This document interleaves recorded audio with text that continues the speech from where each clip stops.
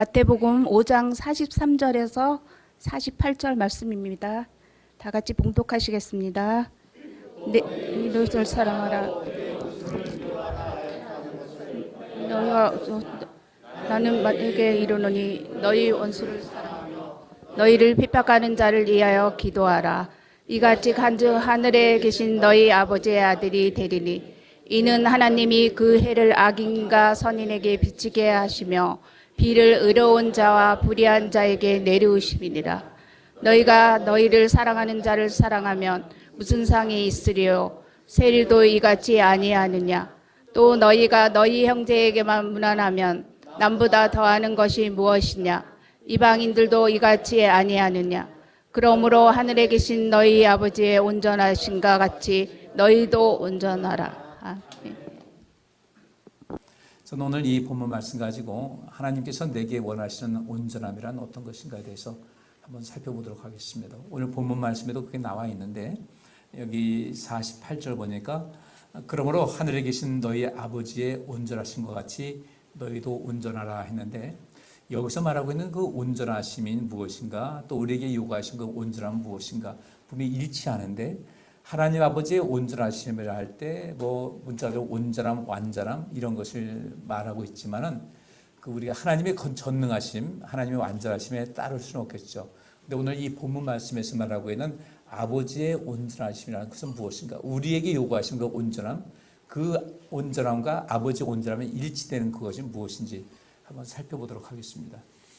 늘 이 말씀을 자주 봐서 너무도 잘 알고 있는 내용인데, 우리가 예수님께서 산상수훈이라고 하죠. 산에서 가르쳐 주시는 내용, 마태복음 5장과 6장과 7장 말씀을 우리가 보통 산상수훈이라고 하면서 이것은 그 율법의 축소판이다 또는 율법의 압축판이다, 율법이 무엇인가를 아주 정확하게 짧은 내용을 통해서 정확하게 알려주는 그런 내용이다, 보통 그렇게 이야기를 합니다.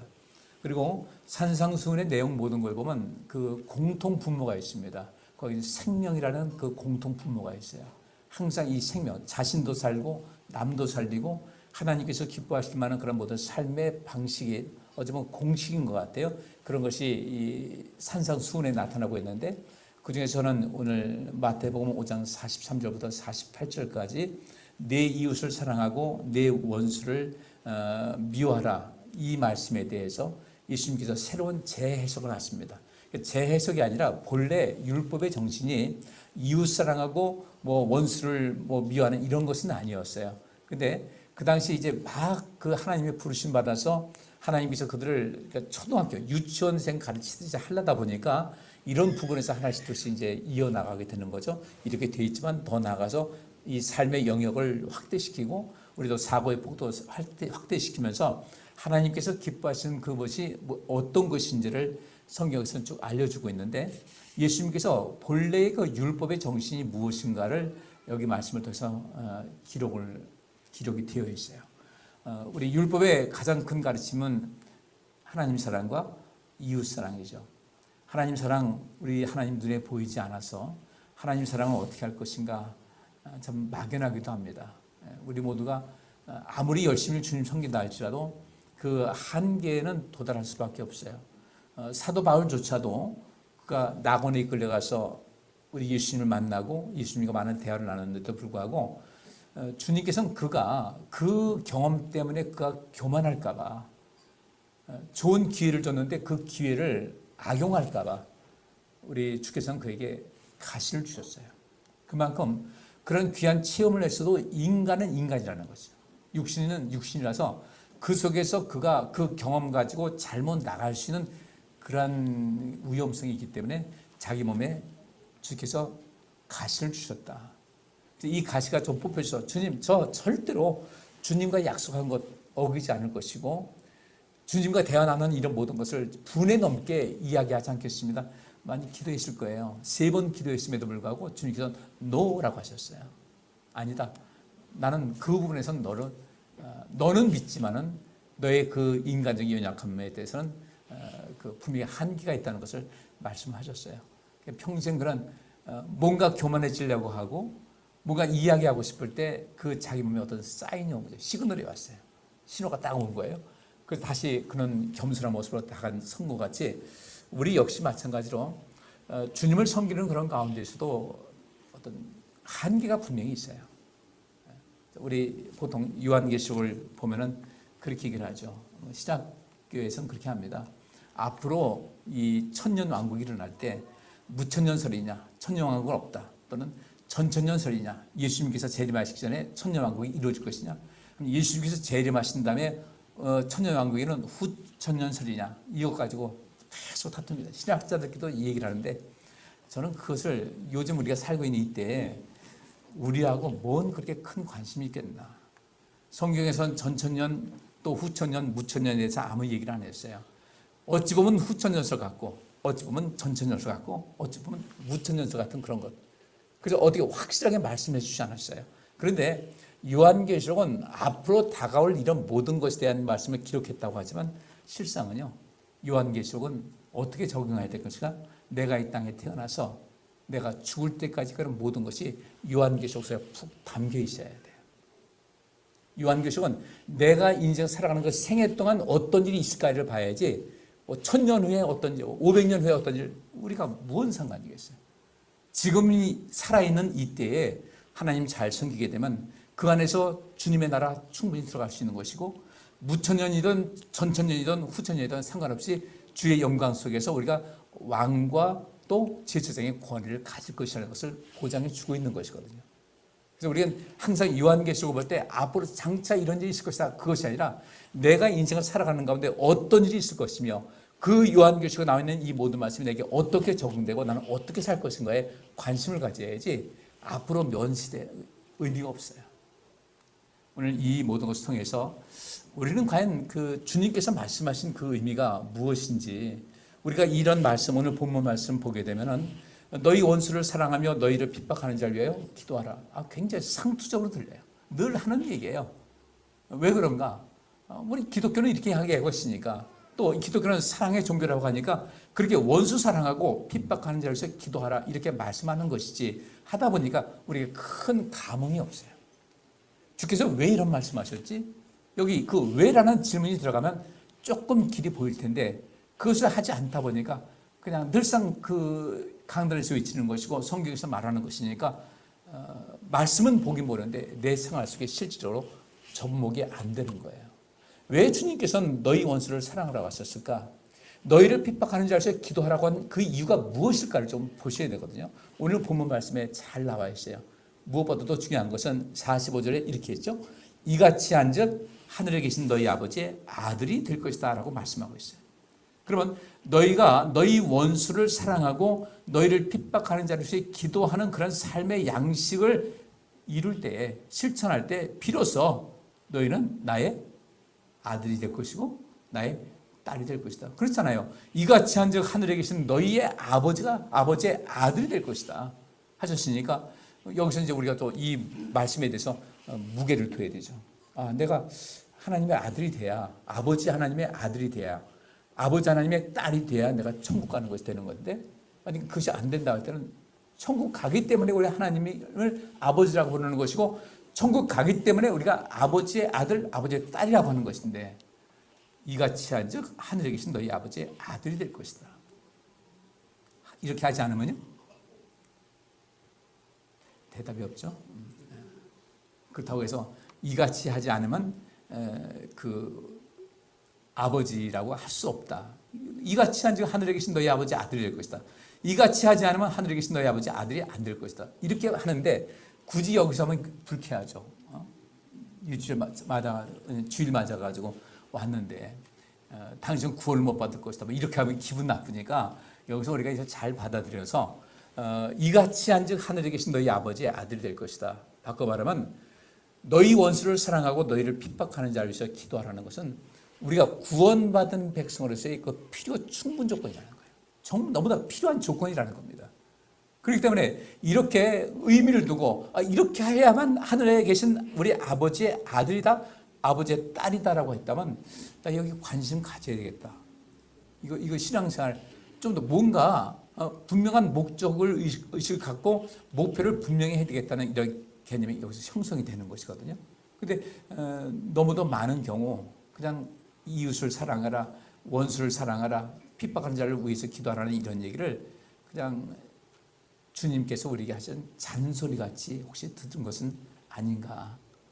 오늘 이 시간 새롭게 우리 자신을 발견하고 하나님 말씀의 비밀을 터득할 수 있는 시간이 될 수 있기를 간절히 바랍니다. 그러면서 주께서 하신 말씀이 이같이 한즉 하늘에 계신 너희 아버지 아들이 될 것이다. 그리고 이는 너희 원수를 사랑하며 너희를 핍박하는 줄 알고 기도하라고 한 이 말씀 이유는 하나님이 그 해를 태양을 악인과 선인에게 비추게 하시며 그랬어요. 그러니까 하나님께서 해를 악인과 선인에게 비추게 하셨기 때문에 그 누구도 거역할 수 없는 그런 부분이에요. 그리고 비를 의로운 자와 불의한 자에게 내리우심이니라. 하나님께서는 가장 기본적인 것은 누구에게나 다 주신다는 거예요. 그 다음에 하나님께서 은혜 베푸시고 복 주는 것은 한계가 있죠. 차등해서 내리게 됩니다.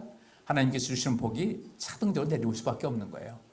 근데 가장 기본적인 것은 그들에게 주는 겁니다. 이 해를 모두에게 비춰주시고 비를 의로운 자든지 불의한 자든지 악인이든 선인이든 다 내려주는 것은 그들에게 기회를 주시는 것이다.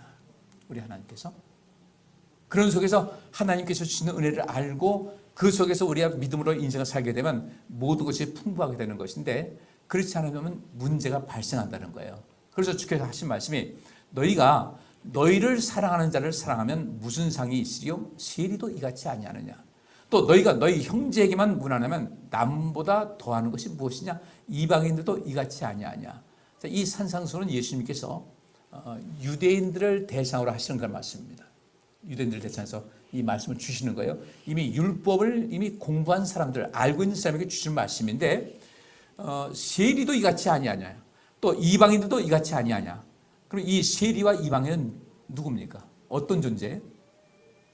유대인들에게 있어서 그냥 저들은 열심히 하나님께 나와서 뭐 와서 율법을 배운다 할지라도 저 세리나 이방인들은 아예 초반부터 탈락한 존재다 이렇게 정의를 내린 거예요.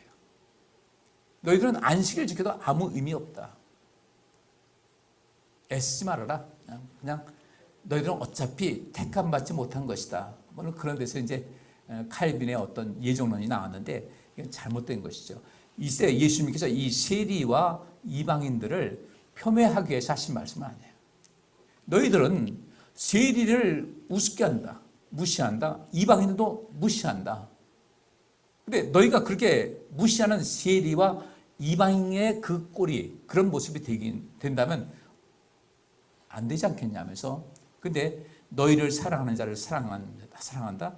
너희를 사랑하는 자만 사랑한다면 다를 바 없다는 거죠. 너희가 너희 형제에게만 무난하면 남보다 더하는 것이 무엇이냐? 이방인들도 그렇게 한다.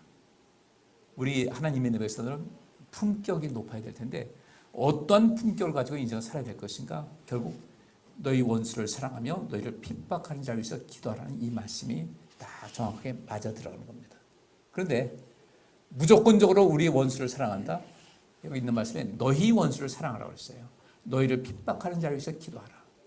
인간관계 속에서 나타나는 그런 모습입니다. 예수님을 죽이려고 했던 무리들이 있어요. 그리고 거기서 성공했죠. 그런데 그들은 예수님에 대해서 죽이려고 했던 그 유대인 지도자들은 전부 다 종교인이었어요. 바리새파 또 사두개파 사람들 똑같이 이들은 하나님의 율법을 중시하는 그런 사람들이었습니다. 물론 이 사두개파 사람들은 구약 성경 전체 중에서 모세 오경만이 성경이라고 하면서 굉장히 그것은 보수적인 삶을 살았지만은 이 정치적인 면에서나 이런 것은 굉장히 진보적이어서 헬라 문화를 그냥 기꺼이 받아들였던 그런 사람들이었어요. 이 바리새파 사람들은 아니다. 하나님 말씀은 우리가 갖고 있는 이 구약 성경 전체를 하나님 말씀을 받아들이면서 또 더 많은 지식을 얻기 위해서 많은 연구를 했던 그런 사람인데도 불구하고 유대인에게만 하나님께서 구원을 베푸셨다는 데는 굉장히 더 보수적이었어요. 지금도 뭐 보수지 못하지만은 여러분들 우리는 내 내면 속에서 어떤 부분에서는 보수, 어떤 부분은 진보예요. 나는 보수 완전히 머리끝부터 발끝까지 보수다 그런 사람 없어요. 진보도 그런 사람 없고 우리는 다 나름대로 선택적으로 인생을 살아가게 되는 것인데 그런 속에서 주님께서 말씀하시기를 적어도 여러분들이 여기 있는 사람들에게 여러분들이 세리를 우습게 알고 이방인도 우습게 하는데 그것도 물론 잘못된 것이죠. 잘못된 것인데 너희들이 그렇게 아주 혐오하고 비판하는 그들의 모습을 갖고 산다면 안 되지 않겠냐. 근데 지금 너희들은 어떻게 하고 있다는 거예요? 그냥 사랑하는 사람만, 좋아하는 사람만 사랑하고 형제만 사랑하고 그러면 너희들이 그 비난하는 그들과 다를 바가 없다는 거죠. 그러면서 원수를 사랑하고 너희를 핍박하는 자로서 기도하라. 인간관계 속에서 나타나는 어떤 이 관계 속에서는 우리가 좀 더 그 문을 열고 또 하나님의 뜻을 따라서 이제 살아갈 필요가 있다는 것입니다. 생각이 다른 거, 물론 옳고 그름과 또 이렇게 이 다르다는 것, 생각이 다르다는 것은 다른 이게 뭐 차이가 있어요. 옳고 그름에 대해서는 우리가 분명하게 해 나가야 되고, 또 어떤 일을 해 나갈 때 이것은 어떤 것이 난 이런 방법이 좋다, 저런 방법이 좋다 이렇게 하는 겁니다. 그래서 이렇게 말씀하시면서 이렇게 하게 되면 너희는 하늘에 계신 너희 아버지의 아들이 된단다, 딸이 된단다. 이 얼마나 큰 복이에요. 이 세상을 창조하시는 하나님의 아들이 된다는 거예요. 딸이 된다는 거예요. 우리 읽어보니까 그냥 넘어가지만은 하나님 아버지의 아들이 된다, 딸이 된다. 이 권세가 보통이 아니거든요. 영원한 생명 누리는 거예요. 너희 원수를 사랑하는 것, 너희를 핍박하는 자를 위해서 기도하는 것 쉽지 않은 문제지만 너희가 그렇게 할 땐 너희 아버지의 아들이 된단다, 딸이 된단다 하시면서 그러면 이렇게 해야 되는 이유가 무엇인지를 주님께서 말씀해 주시는 거예요. 아버지께서도 그 해를 악인과 선인에게 비추게 하시며 하나님께서는 그 선인과 악인을 분명하게 구분하지 않습니까? 의로운 자, 불의한 자 다 알고 계시지 않습니까? 그럼에도 불구하고 그들에게 계속해서 태양을 비춰주시고 비를 내려주신다는 거예요. 하나님께 원수를 행하는 사람들도 그러면 왜 그럴까? 우리 하나님께서는 너희가 너희 원수를 사랑하고 너희를 핍박하는 자를 위해서 기도하라는 것은 쉽지 않다. 근데 나는 하고 있다는 거죠. 바로 그런 면에서 아버지의 온전하심이에요. 우리 사람들 쉽지 않은데 주님께서 하신다는 거예요. 그럼 하나님께서는 왜 그렇게 하셨을까?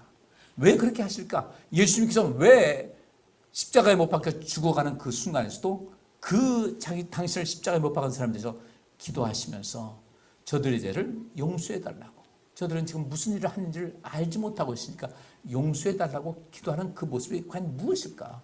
주님께서는 하셨던 거예요. 원수를 사랑하셨습니다. 핍박하는 자, 죽이는 자를 위해서 기도하셨던 거예요. 왜 그러셨을까? 그것을 아셔야 돼요. 그래야 우리가 진정한 그리스도인으로서 인생을 살아가는 것인데 단순히 어떤 도덕적인 개념에서 윤리적인 차원에서만 이 말씀하게 되면 이건 우리가 죽었다 깨어나도 이것을 할 수가 없어요. 주께서 왜 이렇게 말씀하셨을까? 결국은 생명이라는 거예요. 아직도 악인을 알지라도 불의한 자를 알지라도 그들은 지금 살아있으니까 살 권리가 있다는 겁니다. 하나님께서 허락한 그 생명이니까 하나님께서 그들을 끝까지 기다리시는 거예요. 끝까지 기다리시면서 인생을 살아가는 겁니다. 그러면 선인도 악인도 또 의로운 자도 불의한 자도 똑같이 인생을 살아갑니다. 태양을 맞으면서 비를 내리면서. 근데 그 가운데서 아브라함 같은 경우는 어땠어요? 하나님께서 그에게 복을 주신다고 약속해 주셨어요. 하나님께서 아브라함을 왜 복 주셨을까? 복 주신 이유가 있습니다. 그가 하나님께서 보실 때 정말 아름다웠어요.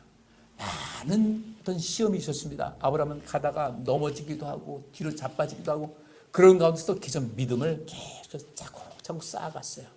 하나님께서 보실 때 점점 신뢰감을 형성하게 한 겁니다. 하나님께서 보실 때 신뢰할 수 있는 그런 모습으로 시간마다 달라지고 날마다 달라지고 마지막 그를 시험하신 것이 뭐냐면 내 아들을 바치라 했을 때 아브라함은 하나님이 전능하신 분이기 때문에 내 아들을 제물로 드린다 할지라도 하나님께서는 내 아들을 다시 살려서 내게 돌려주실 거라는 이 믿음이 있었어요.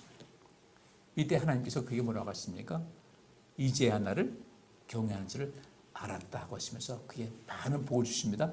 그리고 그에게 이름을 어떻게 하세요? 바꿔주셨어요.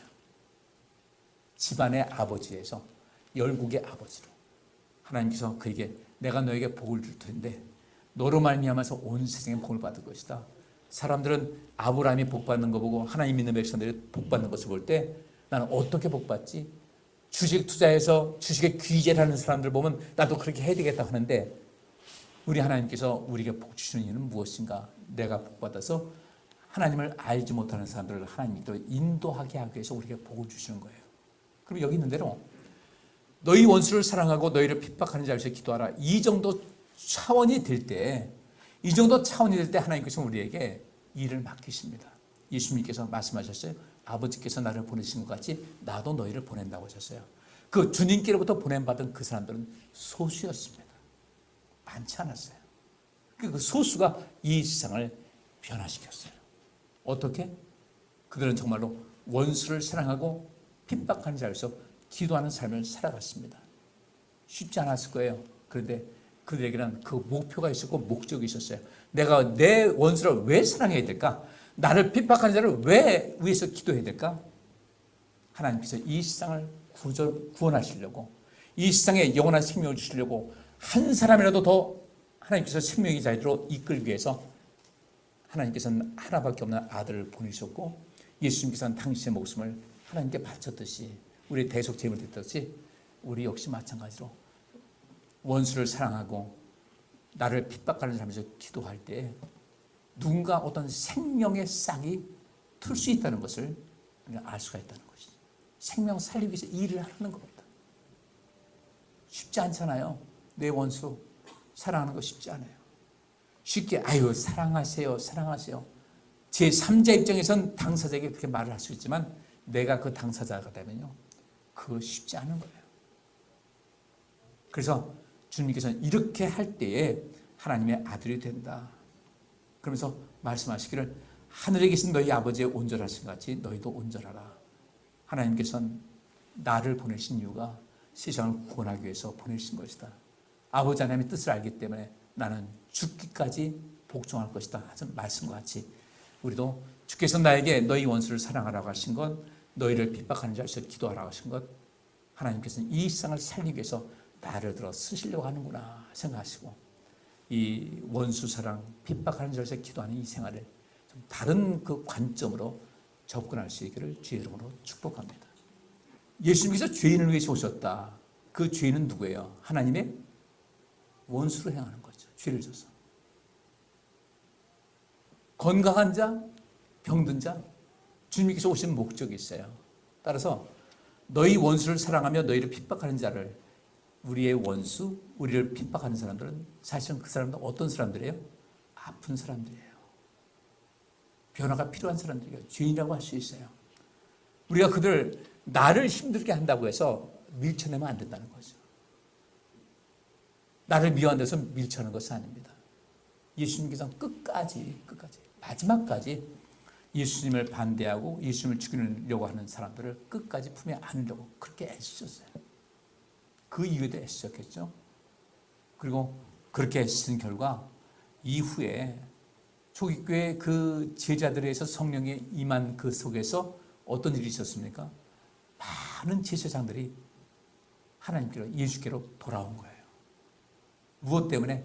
원수를 사랑하며 핍박하는 자에서 기도하는 그 삶의 양식 때문에 많은 사람들이 생명의 자리로 돌아오게 된 겁니다. 우리가 그것을 배워야 돼요. 이것을 그냥 단순하게 우리에게 그냥 무조건 이렇게 해야 돼 그런 것이 아니라 이렇게 해야 될 이유를 우리가 알자는 거죠.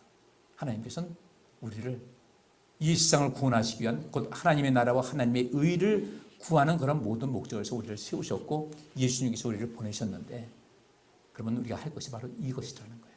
원수를 사랑하고 핍박하는 자에서 기도하라. 그러면 우리의 육신의 모습은 점점 쇠해가는데 우리 어떻게 해야 우리의 삶의 품격을 유지하면서 하나님의 아들로서 하나님의 딸로서 인생을 살아갈 수 있을까? 달라져야 되겠다는 거죠. 우리 내면이 달라져야 돼요. 그리고 그 모든 그 수준은 내가 얼마만큼 나의 원수를 사랑하고 나를 핍박하는 자에서 기도할 것인가. 하나님의 원수가 아닙니다. 나의 원수. 인간관계 속에서 어떤 생각이 다를 것뿐인데 상대방을 비난하고 욕하고 저주하고 그러지 말고 그것이 정말 악을 행한다면 거리는 둬야 되겠죠. 근데 그렇지 않다면 굳이 우리가 인간관계 속에서 그렇게 대립하며 살 필요는 있을까? 이런 생각이 듭니다. 여기 에베소서 1절과 2절 말씀 보니까 그러므로 사랑을 입은 자녀같이 너희는 하나님을 본받는 자가 되고 그리스도께서 너희를 사랑하신 것 같이 너희도 사랑 가운데서 행하라. 그는 우리를 위하여 자신을 버리사 향기로운 제물과 생축으로 하나님께 드리셨느니라. 아멘. 우리는 하나님의 사랑을 입었어요. 말할 수 없는 사랑이죠. 우리 하나님 앞에 지금도 죄 짓고 지금도 하나님 속을 푹푹 썩어가면서 살고 있는 것이 우리 현실이에요. 아직 완전치 못하기 때문에. 그럼에도 불구하고 하나님께서 우리를 사랑하셨어요. 우리를 원수라고 하지 않으셨어요. 하나님의 사랑을 입은 자녀같이 너희는 하나님을 본받는 자가 되고 하나님의 사랑을 그리스도께서 너희를 사랑하신 것 같이 너희도 사랑 가운데서 행하라. 사랑의 빚을 졌기 때문에 우리도 이 빚을 서로 갚자는 거예요. 그러면서 그는 우리를 위하여 자신을 버리사 향기로운 제물 드셨다. 온전한 제물 드셨고 생축으로 하나님께 드리셨느니라. 그래서 그 속에서 우리를 향한 사랑을 보여주셨어요.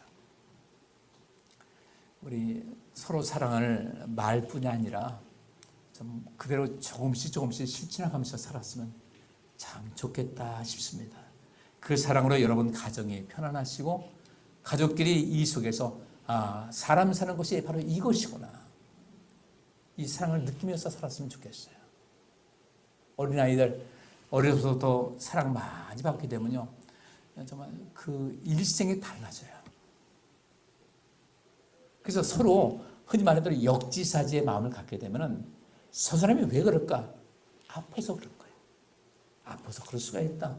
그럼 아픈 상처를 어루만져주고 살펴주고 도와주고 하는 그런 모습을 가지면서 가능한 우리가 우리의 그 원수 만들지 말고 나 핍박하는 사람들 아파서 그렇다 넓음을 가지고 기도하고 또 우리가 가진 것 가지고 많은 사랑을 베풀게 되면 좋은 일이 있지 않을까. 그래서 하나님께서 우리에게 그렇게 원수를 사랑하고 핍박하는 자에 서 기도할 때 우리에게 그렇게 하는 것이 가치 있다. 너 정말 잘하는 것이다. 하나님께서 대신 우리에게 상으로 갚아주신다는 것이죠. 이것도 체험해야 된다는 거예요. 안 하기 때문에 그 복을 못 받는 거예요.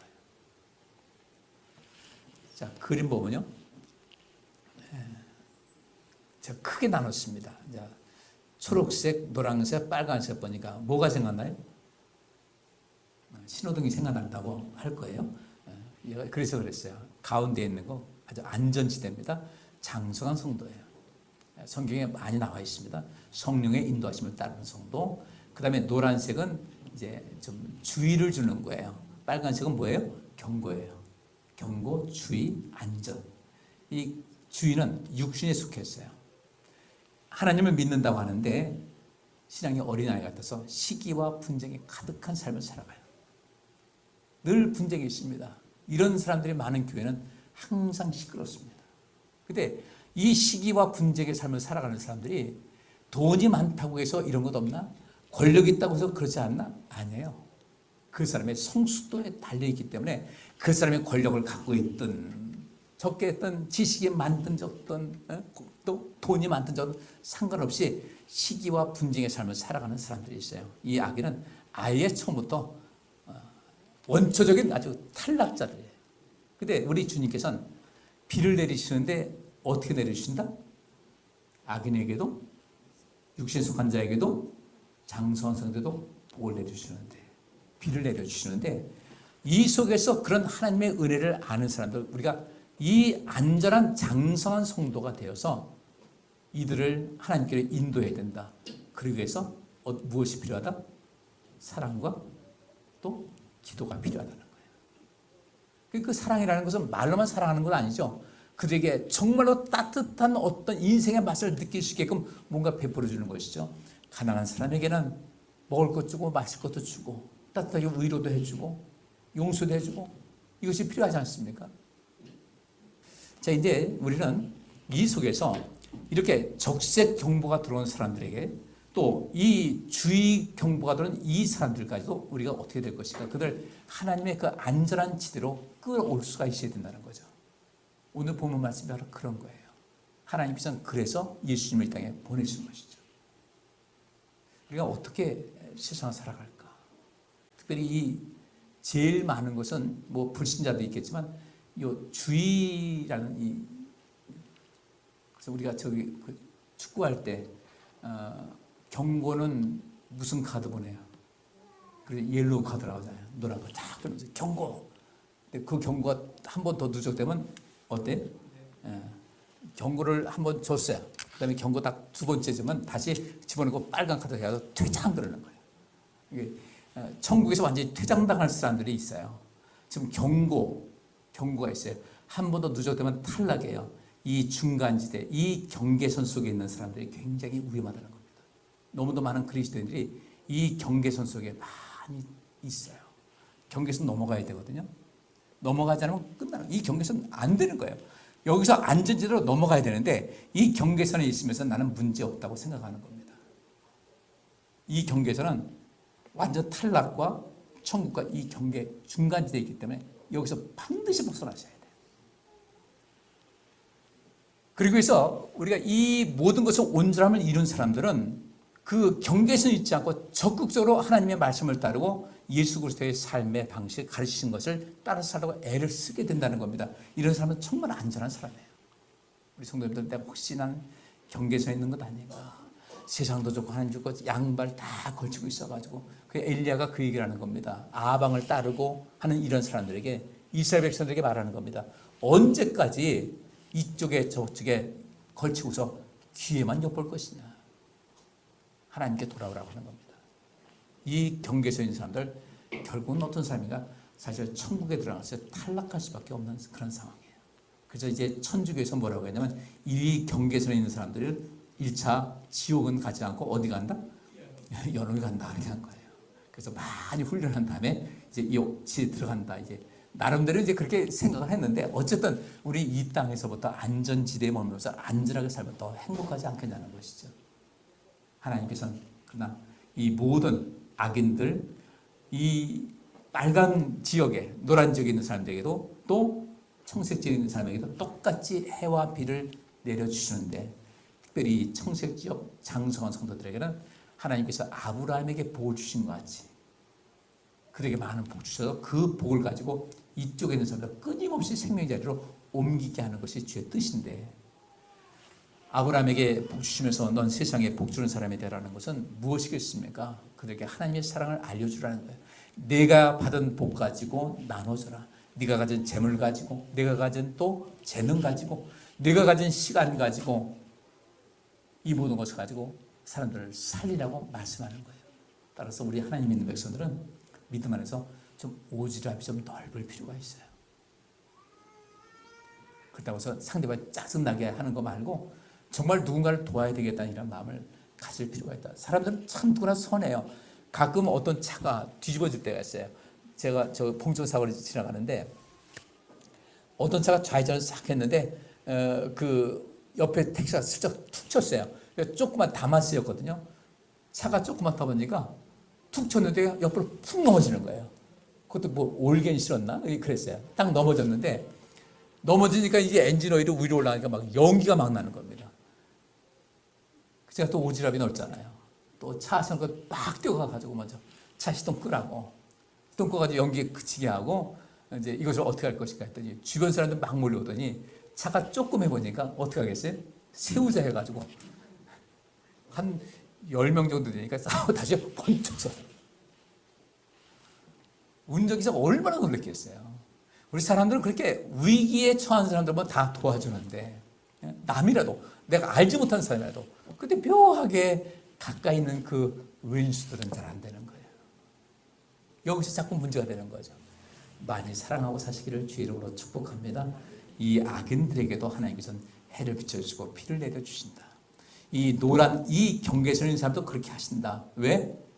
이들에게도 어떤 그 경험을 통해서 가운데 있는 이 믿음의 사람들에 의해서 이들을 생명의 자리로 이끌기 위한 그런 것이다. 우리가 왜 원수를 사랑하고 핍박하는 사람에서 기도해야 될 이유는 그들을 살리기 위해서인 거예요. 할렐루야. 다른 목적 없는 거예요. 기도합니다. 하나님 감사합니다. 주께서 왜 우리에게 원수를 사랑하고 핍박한 자를 위해서 기도하라고 하셨는지 이 말씀을 잘 듣습니다. 저희들 생명 살리는 그 일에 하나님과 동행자 되게 하시고 예수님과 동행자 되게 하시고 성령 안에서 장성한 자가 되어 온 세상을 복된 자리로 인도하고 살리는 역할을 감당케 하여 주옵소서. 예수 그리스도 이름으로 기도하옵나이다.